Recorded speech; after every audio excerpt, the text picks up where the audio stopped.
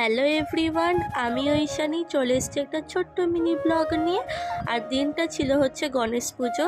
দেখো মা কত সুন্দর পুজো করেছে, আর আমাদের ঘরের লক্ষ্মী গণেশ ঠাকুর। আর সেদিনকে এত বৃষ্টি হচ্ছিল, কোনো দিন এরকম বৃষ্টি হয় না। সেদিন অনেক বৃষ্টি হয়েছে গণেশ পুজোর দিন। আমি আর দাদা অঞ্জলি দিতে বেরোবো আর আটকে পড়েছিলাম।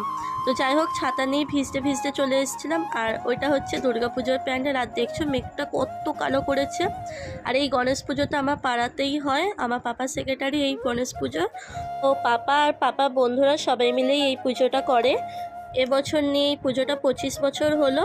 আর আমাদের অঞ্জলি দেওয়াও হয়ে গেছিলো।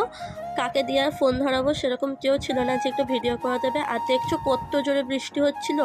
অঞ্জলি দেওয়ার পর অনেকক্ষণ দাঁড়িয়েছিলাম, পাপা বললো একটু দাঁড়িয়ে যা। তো বৃষ্টি তো কমছিল না। তো যাই হোক, ভিডিওটাও এন্ড করলাম। কেমন লাগলো জানিও, ভালো লাগলে like, comment, share and subscribe.